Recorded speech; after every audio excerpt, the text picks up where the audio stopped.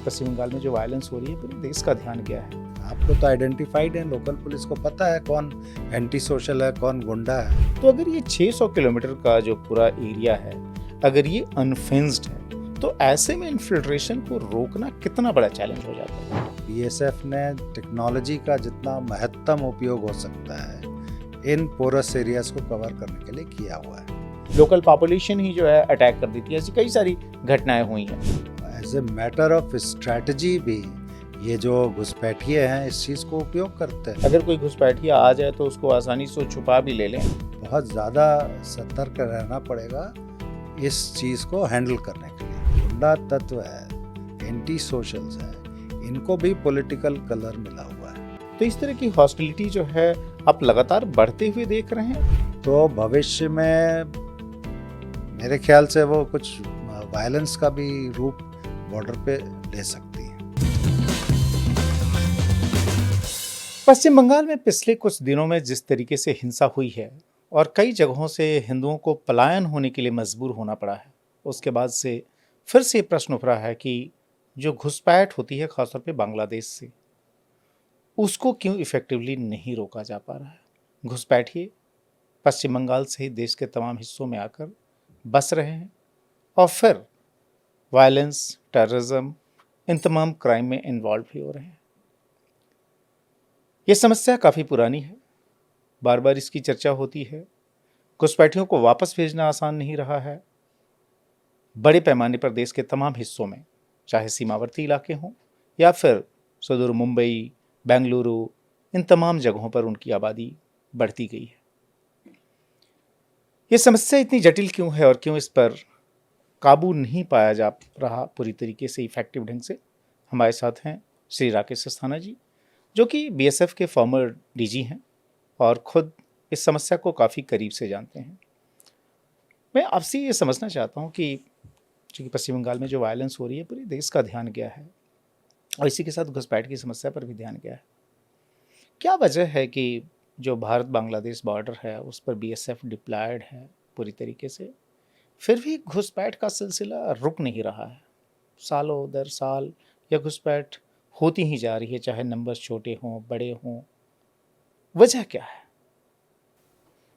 देखिए, घुसपैठ जो होती है बॉर्डर से, बांग्लादेश बॉर्डर से, उसके लिए केवल आप बीएसएफ को जवाबदार नहीं ठहरा सकते। पहले हमें ये समझना होगा कि बॉर्डर है कैसा। टोटल बॉर्डर जो बांग्लादेश के साथ इंटरनेशनल बॉर्डर इंडिया का है वो करीब 4096 किलोमीटर का है, जिसमें ये 5 स्टेट कवर करते हैं। वेस्ट बंगाल के अलावा असम है, मिज़ोरम है, त्रिपुरा है और मेघालय है। बट इसमें जो 4096 में से करीब 2200 किलोमीटर का जो इंटरनेशनल बॉर्डर है वो वेस्ट बंगाल से लगता हुआ है। और मेजॉरिटी जो बॉर्डर अगर वेस्ट बंगाल से है तो इन्फिल्ट्रेशन या इलीगल इमिग्रेशन इस बॉर्डर से ही होगा। अब ये जो बॉर्डर है इसमें भारत सरकार ने फेंसिंग कराने का निर्णय लिया है और फेंसिंग हुई है। करीब 4096 किलोमीटर में से 3332 किलोमीटर का बॉर्डर फेंस्ड है। जो बचा हुआ पोर्शन है वो या तो रिवराइन एरिया है, जैसे जहाँ नदी है, नाले हैं, या फिर लैंड है जो जिस पे अभी तक फेंसिंग नहीं हो पाई। तो लैंड जहाँ तक सवाल है मोस्टली ये वेस्ट बंगाल में पड़ता है, जिसमें जो लैंड जब तक स्टेट गवर्नमेंट सेंट्रल गवर्नमेंट को नहीं देगी और ट्रांसफ़र नहीं होगा लैंड, तब तक उस पर फेंसिंग नहीं हो सकती है। आपने जो ये कहा कि जब तक स्टेट कोऑपरेट नहीं करती तब तक ये फेंसिंग नहीं हो सकती, अभी हाल ही में हमारे राइजिंग भारत समिट में गृह मंत्री अमित शाह जी का आना हुआ था। उन्होंने बड़े साफ तौर पे कहा था कि बांग्लादेश में करीब 600 किलोमीटर का इंडो बांग्लादेश बॉर्डर ऐसा है जिस पर की फेंसिंग नहीं है और चूंकि राज्य सरकार जो है वहाँ की ज़मीन नहीं दे रही है, इसलिए हम उसको फेंस नहीं कर पा रहे हैं। तो अगर ये 600 किलोमीटर का जो पूरा एरिया है, अगर ये अनफेंस्ड है, तो ऐसे में इन्फिल्ट्रेशन को रोकना कितना बड़ा चैलेंज हो जाता है। ये बहुत बड़ा चैलेंज है। अगर बॉर्डर ओपन है तो पोरस बॉर्डर है, फिर बीएसएफ का डिप्लॉयमेंट ज़रूर है। हमारे साइड में बीएसएफ है, बांग्लादेश के साइड में बीजीबी है और बीच में नो मैन लैंड है। लेकिन अगर वहाँ पे फेंसिंग नहीं है तो वहाँ से इन्फिल्ट्रेशन होना आसान है। जहाँ तक बीएसएफ का सवाल है, बीएसएफ ने टेक्नोलॉजी का जितना महत्तम उपयोग हो सकता है इन पोरस एरियाज़ को कवर करने के लिए किया हुआ है। सीसीटीवी कैमरास का कवरेज है, रात के टाइम में भी उसकी मॉनिटरिंग होती है, इंफ्रारेड कैमरास हैं, पेट्रोलिंग है और ये बहुत क्लियर कट आदेश हैं कि अगर कोई इस साइड आ रहा है तो उसको पकड़ा जाए, चैलेंज किया जाए और अगर असॉल्ट करते हैं तो फिर जो भी बल प्रयोग हो सकता है उसको बल प्रयोग किया जाए। कई दफ़े लोग बाग पकड़े भी गए हैं और उनको पकड़ने के बाद चूँकि बीएसएफ के पास पुलिस पावर्स नहीं है और पुलिस स्टेट सब्जेक्ट है, तो पकड़ने के बाद बीएसएफ उनको प्राथमिक कार्रवाई कागज़ की करने के बाद सौंप देती है लोकल पुलिस को और लोकल पुलिस उसको कैसे हैंडल करती है उस पर बीएसएफ का कोई कंट्रोल नहीं।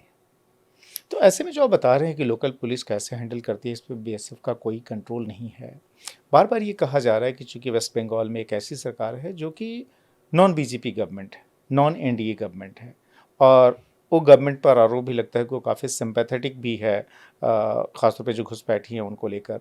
इनफैक्ट गृह मंत्री ने हमारे राइजिंग भारत में ये भी कहा कि समस्या ये नहीं कि घुसपैठ होती है, समस्या उससे आगे जाकर ये है कि जो घुसपैठी हैं उनका जो है आधार कार्ड वहाँ पर जो पश्चिम बंगाल की जो सरकार है, राज्य सरकार, उसके एडमिनिस्ट्रेशन के तहत फटाफट तैयार कर दिए जाते हैं, उनको एक लीगल सैंक्टिटी दे दी जाती है। अगर परिस्थिति ऐसी है जिसमें कि आपने कहा कि अगर लोकल पुलिस कोऑपरेट ना करे, जो एजेंसीज हैं, अदर गवर्नमेंट एजेंसीज, अगर वह जो है घुसपैठियों को उनको तत्काल एक क्रेडिबल आधार दे दें, देश में रहने के लिए उनको एक तरह से डॉक्यूमेंटेशन कर दें, तो ऐसे में बीएसएफ के लिए जो कि बॉर्डर पर तैनात है, उसके लिए चैलेंज कितना बढ़ जाता है घुसपैठिए और नॉन घुसपैठिए के बीच डिफ्रेंशिएट करने में।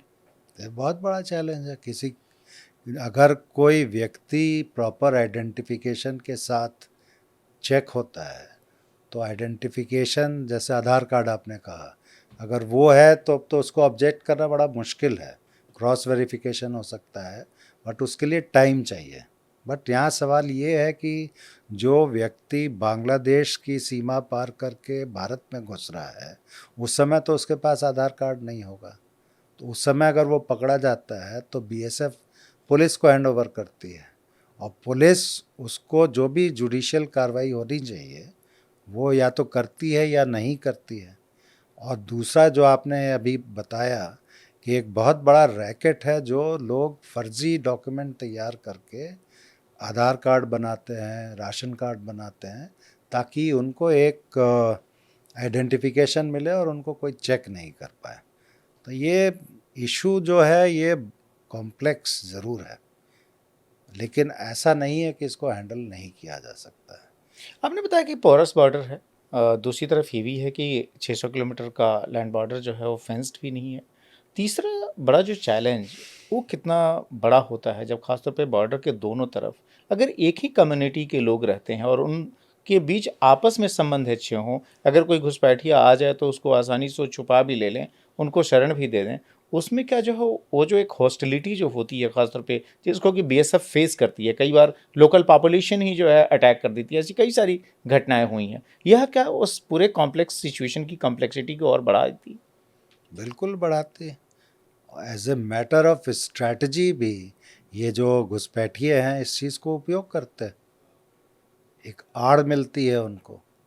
और बीएसएफ हर समय तो बल का प्रयोग नहीं कर सकती है क्योंकि हमारे साइड में तो हमारी पॉपुलेशन है और सामने अगर वो दोनों पॉपुलेशन एक दूसरे के साथ ट्रेडिशनली इंटरेक्ट करते रहें भूतकाल में तो बहुत मुश्किल होता है आइडेंटिफाई करना और एक्शन लेना।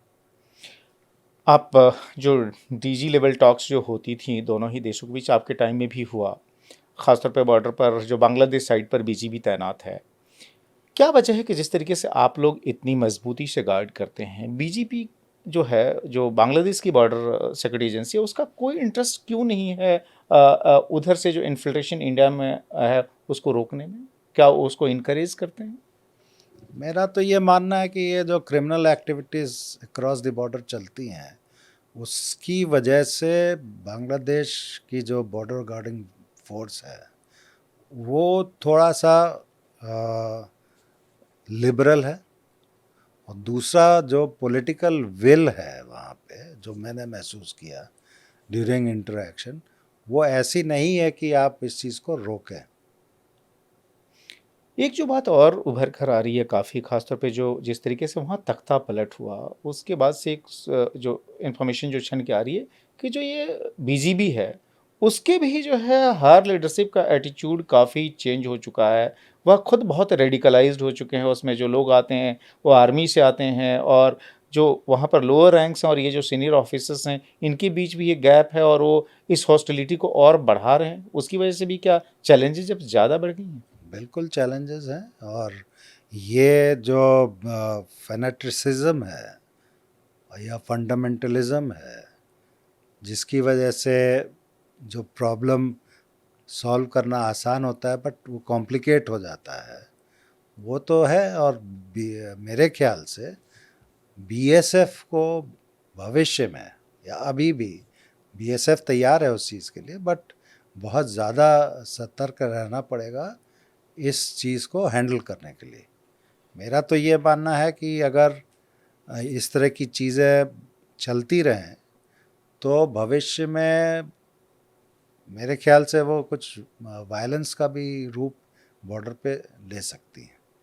पहले भी ये देखा गया, एक बार ऐसा हो भी चुका है जबकि बांग्लादेश साइड से जो वहाँ की लोकल पॉपुलेशन ने बीएसएफ पे अटैक भी किया था। ये काफ़ी पहले का वाक़या है और फिर कुछ ऑफिसर्स और कुछ जवानों की उसमें जान भी गई थी। तो इस तरह की हॉस्टिलिटी जो है आप लगातार बढ़ते हुए देख रहे हैं, और ख़ासतौर पे जिस तरीके से शेख हसीना की सरकार वहाँ गई, तख्ता पलट हुआ और वहाँ पर रेडिकल एलिमेंट्स, जमाती जिस तरीके से डोमिनेट कर रहे हैं वहाँ के पूरे नैरेटिव को। ये फैक्ट है, ये चीज़ें हैं। और इसके लिए हमें उसको मुस्तैदी से हैंडल करना पड़ेगा। जिस वक्त मैं डीजी के चार्ज में था उस वक्त बहुत क्लियर कट इंस्ट्रक्शंस थे कि इस तरह की सिचुएशन को बहुत मजबूती से और बहुत मक्कमता से हैंडल करना है। इसमें अगर फायरिंग करने की ज़रूरत पड़े तो फायरिंग भी करने के आदेश थे। पर चूँकि ये इशू बहुत सेंसिटिव है और ये आप बहुत कहना बड़ा आसान है, लेकिन मान लीजिए अगर दिन में इन्फिल्ट्रेशन हो रहा है तो वो हैंडल करना एक दूसरा तरह का सिचुएशन होती है। और रात में अगर इन्फिल्ट्रेशन हो रहा है तो उसमें उसको हैंडल करना बहुत डिफरेंटली किया जाता है।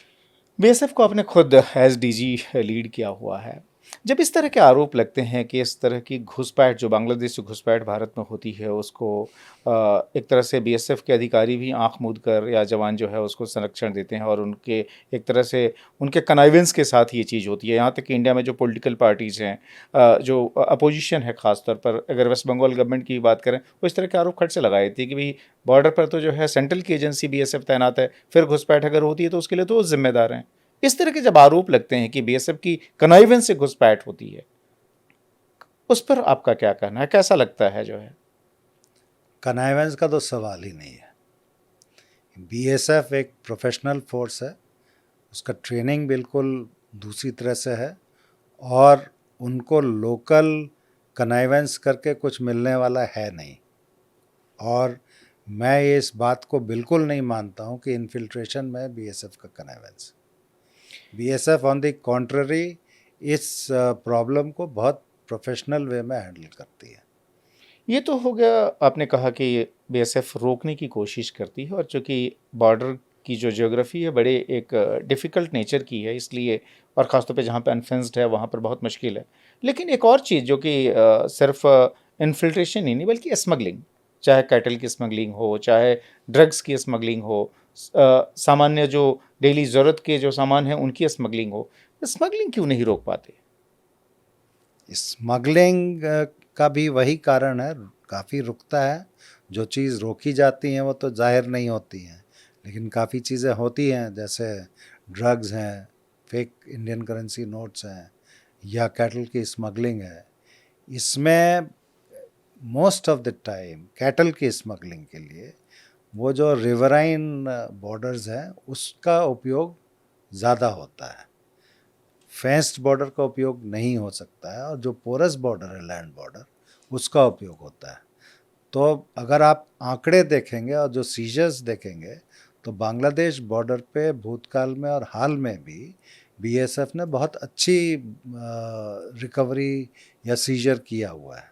ये प्रॉब्लम ज़रूर है, और ये चूँकि ऑर्गेनाइज क्राइम है, इसमें दोनों तरफ के लोकल क्रिमिनल गैंग्स हैं वो इन्वॉल्व हैं, और बड़ी संख्या, मतलब उनका जो इन्फ्लुएंस है लोकल एडमिनिस्ट्रेशन पे, लोकल पुलिस पे, वो बहुत ज़्यादा है।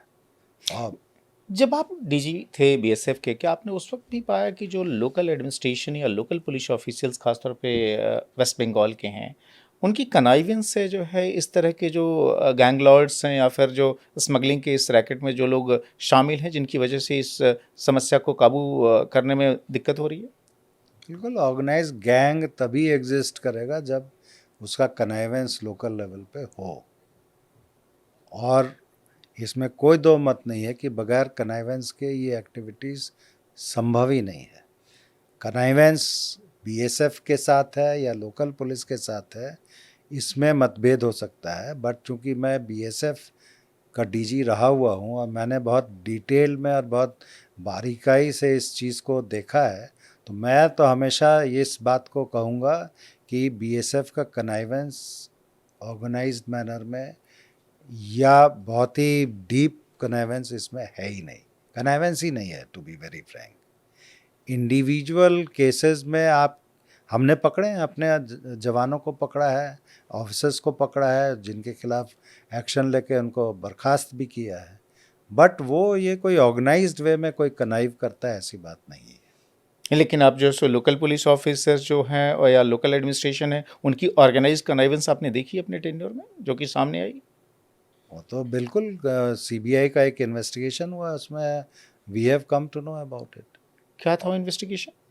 वो उसमें कैटल स्मगलिंग के ऊपर एक इन्वेस्टिगेशन हुआ था, जिसमें जो गैंग्स थे उनके बारे में इंफॉर्मेशन बाहर आई थी, फिर उन पे एक्शन भी हुआ, सीबीआई ने पकड़ा भी है उसको, ईडी ने भी उसके खिलाफ कार्रवाई की है, उसमें जो लोकल कनाइवेंस है वो निकल के आया है। ये बताएं कि ये कैटल स्मगलिंग का अर्थशास्त्र है क्या? मैंने सुना था कि जब वो सीबीआई ने जब वो केस किया था तो उसमें तो जो स्मगलर्स जो इन्वॉल्व थे उनके अकाउंट अमेरिका तक में जो है सो पाए गए कि बिल्कुल वहाँ भी पैसे वो जमा बिल्कुल कर रहे थे। बिल्कुल, कैटल स्मगलिंग में जितना पैसा इन्वॉल्व है वो आप उसकी कल्पना भी नहीं कर सकता। पर कैटल जो पैसे तस्कर जो बांग्लादेश के हैं इंडियन तस्कर को देते हैं, वो माइंड बॉगलिंग है। और कैटल की तस्करी जो होती है वो बेसिकली स्लॉटर हाउस चलाने के लिए होती है, उनका वहाँ कोई खेती के लिए उपयोग करना हो या उसके लिए नहीं, स्लॉटरिंग के लिए ले जाते हैं, और उसका रकम बहुत हाई रकम देते हैं, और जो लोग यहाँ से उस चीज़ को ऑर्गेनाइज वे में करते हैं उनको बहुत पैसे मिलते हैं। ये भी फैक्ट है जो आप बता रहे हैं कि अकाउंट्स में पैसे काफ़ी मिले, और उनका बाहर फॉरेन कंट्रीज़ में अकाउंट थे वो भी मिला, और वो मेरे ख्याल से वो जो सरगना है उसको सीबीआई ने पकड़ा भी था, और उस पर एक्शन भी लिया था। आपने बीएसएफ को बतौर डीजी हेड किया, आप सीबीआई के भी इंचार्ज डायरेक्टर रहे, आप एनसीबी के भी डायरेक्टर रहे जो कि खासतौर पर ड्रग्स ट्रैफिकिंग को कंट्रोल करने की कोशिश करती है। बांग्लादेश बॉर्डर पर ये ड्रग्स ट्रैफिकिंग कितना बड़ा इशू है अगर मैग्नीट्यूड की हम बात करें? ये बड़ा इशू है, क्योंकि यहाँ से इंडिया से बांग्लादेश में जो मोस्टली वहाँ पे ड्रग डिमांड है वो कफ सिरप की है। They use cough syrup as drug, for example Benadryl है, उसको जो एडिक्ट्स हैं वो एज ड्रग यूज़ करते हैं टू गेट हाई। वहाँ से चूँकि उनका बॉर्डर म्यांमार से भी लगता है बांग्लादेश का, तो जो मेथेम्फेटामीन की सप्लाई होती है काफ़ी बड़ा हिस्सा बांग्लादेश के थ्रू इंडिया में आता है। तो ये बहुत, और ड्रग ट्रैफिकिंग में जो पैसे जनरेट होते हैं वो भी, उसका भी अगर आप अध्ययन करेंगे तो it's a mind boggling figure. तो ये जितना ऑर्गेनाइज्ड क्राइम है, आपकी क्या रिकमेंडेशन होगी अगर इसको कंट्रोल करना हो, चाहे जो है ड्रग्स की स्मगलिंग हो, कैटल स्मगलिंग हो या फिर इन्फिल्ट्रेशन को कंट्रोल करना हो, और ख़ासतौर पे जिस तरीके से ये लगातार ये सोफिस्टिकेटेड होते जा रहे हैं, क्या करना होगा? इसमें देखिए, लोकल पुलिस को भी पता है और सेंट्रल एजेंसीज़ को भी पता है, स्टेट एजेंसीज़ को पता है कि उसमें जो गैंगस्टर्स हैं, जो ऑर्गेनाइज्ड गैंग्स हैं, कौन कौन लोग हैं, तो उनको आइडेंटिफाई करके फोकस्ड वे में उनके खिलाफ कानूनी कार्रवाई करनी पड़ेगी। और कानून में बहुत से प्रावधान हैं जिनका उपयोग करके उनको न्यूट्रलाइज किया जा सकता है, but it is a long drawn process, और इसको फोकस्ड मैनर में जब तक नहीं करेंगे तब तक सर्जरी करने से कोई फ़ायदा नहीं है। आपने फोकस मैनर की बात की, मैं आपको एक और इशू की तरफ लेके जाना चाहता हूँ, खासतौर पे मुर्शिदाबाद वगैरह के इलाके में जिस तरह की वायलेंस हुई है और वहाँ पर जिस तरीके से बड़े पैमाने पर हिंदुओं को पलायन होने के लिए मजबूर होना पड़ा है। इसमें आप जो पुलिस की भूमिका है, चूँकि आपने खुद भी जब आप गुजरात कैडर ऑफिसर रहे हैं, आपने रूरल पुलिसिंग की है, डिस्ट्रिक्ट पुलिसिंग की है, आपने अर्बन पुलिसिंग की है अलग-अलग भूमिकाओं में। क्यों पुलिस जो है इफ़ेक्टिव मेजर्स नहीं लेती है और इस देश के नागरिकों को लॉ एंड ऑर्डर सिचुएशन इतनी बिगड़ जाती है, मॉब जो है एक पर्टिकुलर कम्युनिटी की इतना वायलेंस कर देती है कि उसको छोड़ने के लिए मजबूर होना पड़ता है? क्या पुलिस जो है विल नहीं है, या अधिकारी जो है इनकम्पिटेंट हैं, या फिर जो है एक पॉलिटिकल प्रेशर होता है जिसकी वजह से ऐसा कुछ वो इफ़ेक्टिव मेजर्स नहीं ले रहे? अगर हम वेस्ट बंगाल को देखें। दोनों चीज़ें हैं, प्रोफेशनलिज्म नहीं है और अंडर प्रेशर हैं। प्रोफेशनलिज्म का सवाल जो है वो ये है कि जब आपको पता है कि इस तरह की सिचुएशन डेवलप हो सकती है एक पर्टिकुलर बिल के पास होने से, और आपके पास सेंट्रल एजेंसीज से, स्टेट एजेंसीज से इनपुट हैं इंटेलिजेंस के, तो प्रिवेंटिव मेजर्स क्यों नहीं ले सकते हैं? देखिए, ऐसा है कि जब भी लॉ एंड ऑर्डर सिचुएशन होती है और जो लोग आग लगाते हैं या मर्डर करते हैं या लूटपाट करते हैं, वो कोई बहुत बड़े क्रिमिनल्स नहीं होते हैं। वो मॉब में छोटे मोटे जो लोकल गुंडे होते हैं, एंटी सोशल एलिमेंट्स होते हैं, वही उन्हीं का उपयोग किया जाता है, even if it is a done in a organize manner. तो एज ए पुलिस ऑफिसर अपने को सोचना पड़ेगा, मतलब you should think ahead of the criminals. तो उन्हीं को आप पिकअप कर लीजिए। आपको तो आइडेंटिफाइड है, लोकल पुलिस को पता है कौन एंटी सोशल है, कौन गुंडा है, तो उनको आप बंद कर दीजिए। जब आपका ये जुलूस निकलना हो या कोई भी एक्शन करना हो, आप लीगल एक्शन लीजिए। लेकिन अनफॉर्चुनेटली ये है कि ये जो गुंडा तत्व है, एंटी सोशल्स हैं, इनको भी पॉलिटिकल कलर मिला हुआ है, तो पुलिस जानते हुए भी उनके खिलाफ एक्शन नहीं लेती। वहाँ पर कोलकाता हाई कोर्ट को ये ऑर्डर करना पड़ा कि अगर लॉ एंड ऑर्डर की सिचुएशन इतनी ख़राब है और स्टेट पुलिस कंट्रोल नहीं कर रही है, तो फिर जो है सो सेंट्रल जो एजेंसीज़ हैं, ख़ासतौर पे जो पैरामिलिट्री फोर्सेज हैं, उनका इस्तेमाल किया जाए, और उसके बाद से जो है डिप्लॉयमेंट हुई है। उसमें मैंने कई जगह देखा, लोगों के कमेंट्स हैं, ख़ासतौर पे महिलाओं के हैं, कि बीएसएफ जो है हमारे लिए एक तरह से प्राण रक्षक एजेंसी के तौर पर आई। बीएसएफ जाहिर है इस तरह का कोर्ट का आदेश हो, इंटरनल सिक्योरिटी ड्यूटी में लगती है, लेकिन जो बॉर्डर पर जो as a border guarding force ये खड़ी है, उसकी क्या लिमिटेशन हो जाती है करंट जो लॉ है उसके तहत, कि अगर मान लीजिए सामने कुछ अगर हो भी रहा हो इस तरह की चीज़ें, तो आप जाके बहुत कुछ इंटरवीन नहीं करते जब तक कि आपको एक आदेश के तहत कहा नहीं जाता, क्योंकि जो है ये law and order state subject. ये देखिए, इसमें दो चीज़ें हैं। तो बीएसएफ का अगर डिप्लॉयमेंट है तो उसकी प्रेजेंस से ही काफ़ी चीज़ें अटक जाती हैं। लेकिन जहाँ तक एक्शन लेने का सवाल है, चूँकि पुलिसिंग स्टेट सब्जेक्ट है, इसलिए बीएसएफ को लोकल पुलिस के साथ ही एक्ट करना पड़ेगा और लोकल पुलिस को ही फोरफ्रंट पे आके एक्शन लेना पड़ेगा with the help of BSF. BSF अगर आइसोलेशन में एक्शन लेगी तो भूतकाल में ऐसे कई किस्से हैं जिसमें बीएसएफ के जवानों को या ऑफिसर्स को प्रोसिक्यूशन का सामना करना पड़ा है। After the incident is over उन पे एफआईआर्स हुई हैं और वो फिर उनको कोर्ट कचहरी में पुलिस का इन्वेस्टिगेशन में उसका सामना करना पड़ता है। तो as per rule, as per law, BSF can act only under the instructions of the local police. Act का मतलब है अगर फायरिंग करनी है तो, लाठी चार्ज करना है तो, टीयर गैस छोड़ना है तो इंडिविजुअली या इंडिपेंडेंटली बीएसएफ एक्ट नहीं कर सकती है। जिस तरह की चुनौतीपूर्ण परिस्थिति है और उसमें खासतौर पे देखने में आ रहा है कि ड्रोन का बहुत बड़े पैमाने पर इस्तेमाल हो रहा है, हथियार से लेकर जो है ड्रग्स तक के स्मगलिंग में सीमा के उस पार से ड्रोन उड़ाए जाते हैं और बॉर्डर से काफ़ी दूर जो है उनके ज़रिए जो है ये इनको गिराया जाता है, स्मगलिंग की जाती है। ऐसे में जो पिछले कुछ वर्षों में जो एक बदलाव आया है कानून में कि बीएसएफ सिर्फ बॉर्डर नहीं, बॉर्डर से काफ़ी पीछे तक जाकर भी ऐसे मामलों को देख सकती है। इसका कितना बड़ा फ़र्क पड़ा जो है ख़ासतौर पर इफ़ेक्टिव बॉर्डर गार्डिंग में या जो सो इस तरह की एक्टिविटीज़ को रोकने में? ये बहुत अच्छा इसका इफ़ेक्ट पड़ा है और इसमें जो कि 50 किलोमीटर तक का एरिया बीएसएफ के जुरिसडिक्शन में आता है, तो प्रिवेंट करने के लिए बीएसएफ इंडिपेंडेंटली काम कर सकती है। लेकिन फिर वही बात आ जाती है कि अगर कोई एक्शन लेना है तो लोकल पुलिस के साथ ही एक्शन ले सकती है। बट द मियर फैक्ट कि बीएसएफ को एम्पावर किया गया है 50 किलोमीटर्स का जो स्ट्रेच है अलोंग द बॉर्डर, उस पर एक्ट करने के मतलब उस पावर दिया गया है, जुरिस्डिक्शन दिया गया है, तो वो बहुत बड़ा डिटरेंस है फॉर द क्रिमिनल्स। आपने खुद खाकी में काफ़ी समय बिताया और इनफैक्ट लास्ट आपकी जो पोस्टिंग थी वो दिल्ली पुलिस कमिश्नर के तौर पे थी, वहीं से आप रिटायर हुए। क्या वेस्ट बंगाल के पुलिस अधिकारियों को आप कुछ मैसेज देना चाहेंगे कि जब इस तरह की सिचुएशन हो जहाँ पर इतने बड़े पैमाने पर वायलेंस हो और जिसमें कि लोगों को अपनी जगह से छोड़ कर जाना पड़े, दूसरी जगह शरण लेने के लिए मजबूर होना पड़े, जो वो शपथ लेते हैं संविधान या फिर जो एक्ट हैं, जो लॉ हैं उनको प्रोटेक्ट करने का, उस शपथ को याद रखें और इफेक्टिव मेजर्स लें?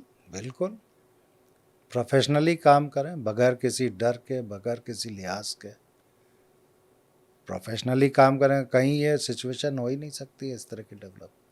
और दूसरी बड़ी बात है कि बॉर्डरिंग स्टेट है, तो नेशनल सिक्योरिटी को भी ध्यान में रखना पड़ेगा। आपके यहाँ अगर ये इस तरह की बदमाशी हो रही है तो कोई ज़रूरी नहीं है कि लोकल एलिमेंट्स कर रहे हैं।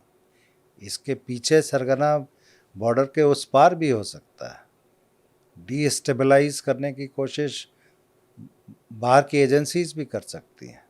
तो पुलिस जो है फर्स्ट रिस्पॉन्डर है, अगर प्रोफेशनल नहीं होगी तो देश की आंतरिक सुरक्षा और देश की जो सॉवरेंटी है उसके ऊपर खतरा है। तो one has to be professional. इसमें कोई इन्फ्लुएंस या किसी का लिहाज करने की कोई ज़रूरत नहीं है। सिचुएशन को अगर इफ़ेक्टिवली हैंडल करना है तो जो कायदे में है, बताया गया है और जो ट्रेनिंग में सिखाया गया है, उसका पूरा उपयोग ज़मीन पे करना पड़ेगा, नहीं तो ये सिचुएशन हैंडल नहीं हो सकती है। धन्यवाद, इतनी बेबाकी से आपने जो बात की और मैं उम्मीद करता हूँ कि जो अधिकारी अभी लॉ एंड ऑर्डर ड्यूटीज़ में है वेस्ट बंगाल में, वो इस मैसेज को ध्यान से सुनेंगे और जो आपने सीख दी है उसका पालन करेंगे ताकि हालात जो है तेज़ी से वहाँ नियंत्रण में आए। धन्यवाद फिर से। Thank you.